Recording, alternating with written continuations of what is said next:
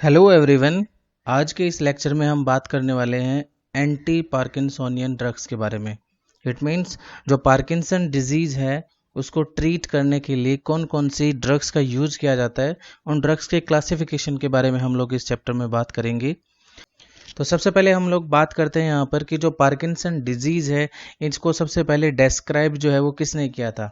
तो सबसे पहले जो डेस्क्राइब किया था उनका नाम है सर जेम्स पार्किंसन। उन्होंने सबसे पहले पार्किंसन डिजीज को डेस्क्राइब किया था। एक्चुअली इसमें होता क्या है, सिंपल वे में बताता हूँ आपको कि डोपामीन जो है यहाँ पर, उस डोपामीन की क्या हो जाती है यहाँ पर, डेफिशिएंसी हो जाती है। कहाँ पर? बेसल गैंग्लिया के अंदर। ओके, और ऐसा होता क्यों है भाई? वो न्यूरॉन जो कि कंटेन करते हैं किसको? डोपामीन को। अगर उनका डिजनरेशन अगर हो जाता है कहाँ पर? सब्सटेंशिया नाइग्रा के अंदर, तो वो रिजल्ट करता है किसके अंदर भाई? डोपामीन की डेफिशिएंसी में। तो अल्टीमेटली आपको यहाँ पर याद रखना है कि पार्किंसन डिजीज में डोपामीन जो है हमारे पास, उसका लेवल क्या होता है? डिक्रीज होता है। ओके, हमें यहाँ पर कौन कौन से साइन और सिम्टम्स देखने को मिलेंगे? तो कुछ यहाँ पर याद रखने हैं आपको, लाइक ट्रेमर, रिजिडिटी, ब्रेडिकाइनेजिया।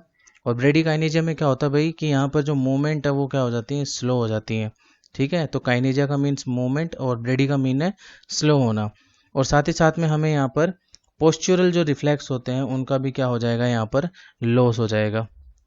दूसरी चीज़ अगर अपन यहाँ पर बात करें कि हमने बोला यहाँ पर कि डोपामीन की क्या होती है? डेफिशिएंसी होती है। लेकिन डोपामीन की जो डेफिशिएंसी है उसके साथ साथ हमें यहाँ पर क्या देखने को मिलेगा कि जो कोलिनर्जिक हमारे पास में है उसकी ओवर एक्टिविटी हमें यहाँ पर देखने को मिलेगी। तो यहाँ पर हमें कोलिनर्जिक एक्टिविटी देखने को मिलेगी। तो कुल मिलाकर के हम लोग बोल सकते हैं कि जो हमारे पास में इनहिबिटरी डोपामिनर्जिक न्यूरॉन्स हैं वो, और साथ ही साथ में जो एक्साइटेटरी कोलिनर्जिक न्यूरॉन्स हैं, इन दोनों के बीच में जो बैलेंस होता है वो बैलेंस क्या हो चुका है? डिस्टर्ब हो चुका है। यानी कि अगर ये बैलेंस रहेंगे तो बॉडी क्या रहेगी? नॉर्मल स्टेट में रहेगी। लेकिन यहाँ पर क्या हुआ है कि जो कोलिनर्जिक न्यूरॉन्स हैं जो कि एक्साइटेटरी हैं, उनका जो लेवल था वो इंक्रीज हो गया, और डोपामिनर्जिक न्यूरॉन्स जो है जो कि इनहिबिटरी नेचर में, वो यहाँ पर क्या हो चुके हैं? डिजनरेट हो चुके हैं, जिसकी वजह से डोपामिन का लेवल डिक्रीज हो चुका है। तो अल्टीमेटली हम बोल सकते हैं यहाँ पर कि कोलिनर्जिक जो है एक्टिविटी हमें यहाँ पर बढ़ी हुई देखने को मिलेगी। अब बात करेंगे कि कौन कौन सी ड्रग्स जो है वो इनके यूज की जाती है इनके ट्रीटमेंट में। तो बात करते हैं ड्रग्स क्लासिफिकेशन की। तो यहाँ पर हम लोग दो तरह की ड्रग्स पढ़ेंगे। वो ड्रग जो कि इन्फ्लुएंस करती हैं किस? डोपामिनर्जिक सिस्टम को। और सेकंड अपन बात करेंगे वो ड्रग्स जो कि इन्फ्लुएंस करती हैं किसको? कोलिनर्जिक सिस्टम को।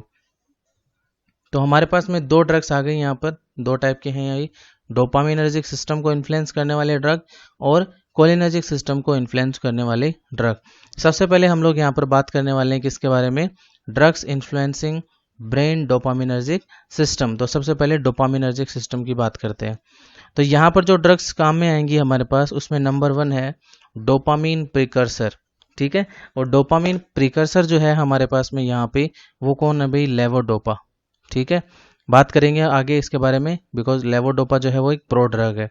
सेकंड जो है हमारे पास में यहाँ पर वो है डोपामीन एगोनिस्ट। और डोपामीन एगोनिस्ट को आप पीबीआर से याद रख सकते हो। ठीक है, P4 यहाँ पर आपको याद रखना है प्रामिपेक्सोल, B से याद रखना आपको यहाँ पर bromocriptine, and R for ropinirole. Okay, तो PBR डोपामीन एगोनिस्ट को आप याद रखना है किससे? PBR से। थर्ड हमारे पास में जो है यहाँ पर वो है NMDA receptor antagonist, N methyl D aspartate. ठीक है, यहाँ पर एक ड्रग आती है हमारे पास, वो कौन सी है? एमेंटाडीन। नेक्स्ट हमारे पास में फोर्थ टाइप के जो ड्रग है वो है माओ बी इनिबिटर, और इसको आप याद रख सकते हो किससे? SRM से। ठीक है, SRM यूनिवर्सिटी का भी नाम है एक, तो उसे याद रख सकते हो। तो S4 आपको यहाँ पर याद रखना है क्या? सेलेजिलिन। ठीक है, जिसका दूसरा नाम क्या है भाई? डेप्रेनिल। और R से आपको याद रखना है यहाँ पर रासाजिलिन। ठीक है, और M से याद रखना आप क्या? MAO B inhibitor. ओके, तो आप याद रख लेना। ठीक है, S4 सेलेजिलिन, R4 रासाजिलिन, और M4 आपको यहाँ पर याद रखना है क्या? MAO B inhibitor. Next fifth अपन बात करेंगे यहाँ पर किसके बारे में? Comte inhibitor. और जो कॉम्ट इनहिबिटर्स जो है इनको आप याद रख सकते हो किससे? ETC से। ठीक है, तो आप याद रख लेना इनको ETC से। ओके, अब ETC से कैसे याद रखोगे इनको? E4 आपको याद रखना है यहाँ पर एंटाकापोन, T4 टोल्कापोन, एंड C4 याद रखना कॉम्ट इनिबिटर। ठीक है, तो 2 ड्रग्स हैं हमारे पास में और ये दोनों के दोनों ड्रग क्या हैं, कॉम्ट इनहिबिटर है। ओके, तो ये थे हमारे कौन से ड्रग्स भाई, कि वो ड्रग जो कि इन्फ्लुएंस करते हैं डोपामिनर्जिक सिस्टम को। अब हम बात करेंगे उन ड्रग्स के बारे में जो कि इन्फ्लुएंस करती हैं किसको भाई, कोलिनर्जिक सिस्टम को। तो ये 2 तरह के होंगे भाई, कौन कौन से। नंबर 1 है centrally acting anti cholinergic drugs, because यहाँ पर कोलिनर्जिक जो हमारे पास में एसिटाइल कोलिन है उसकी एक्टिविटी हमें ज़्यादा देखने को मिली है, तो उसको कंट्रोल करने के लिए क्या होगा, एंटी कोलिनर्जिक ड्रग। इसको आप याद रखना 3BP से, ठीक है, BP जिसमें B 3 बार आएगा। देखो भाई, बी फॉर बेंजट्रोपी, बेंजहेक्सोल जिसका दूसरा नाम है ट्राई हेक्सीफेनिडिल, और बी फॉर बाइपेरिडीन। ओके, और पी से आपको यहाँ पर याद रखना है प्रोसाइक्लिडीन। तो ये हो गए हमारे कौन से, एंटी कोलिनर्जिक ड्रग्स। अब हम बात करेंगे किसके बारे में, एंटी हिस्टामिनिक ड्रग्स, जिनको H1 ब्लॉकर्स भी बोला जाता है, और साथ ही साथ में ये क्या रखेंगे भाई, विद एंटी कोलिनर्जिक एक्टिविटी। तो एंटी हिस्टामिनिक ड्रग है, साथ ही साथ एंटी कोलिनर्जिक एक्टिविटी भी रखते हैं। इसको आप याद रखना है DOP से।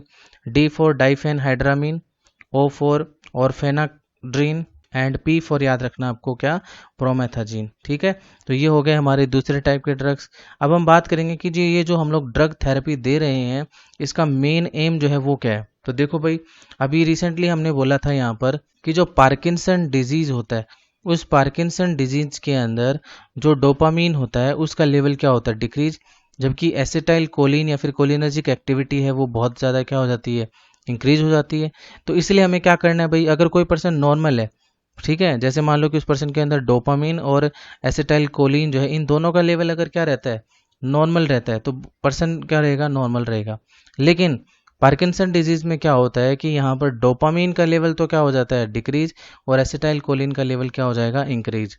ठीक है, तो हमारा मेन मोटो क्या होगा कि भाई जो इंक्रीज हुआ हुआ क्या है हमारे पास में, एसिटाइल कोलिन का लेवल बढ़ा हुआ है, उसको तो आपको क्या करना है, डिक्रीज करना है, कम करना है, ताकि वो बैलेंस में आ जाए।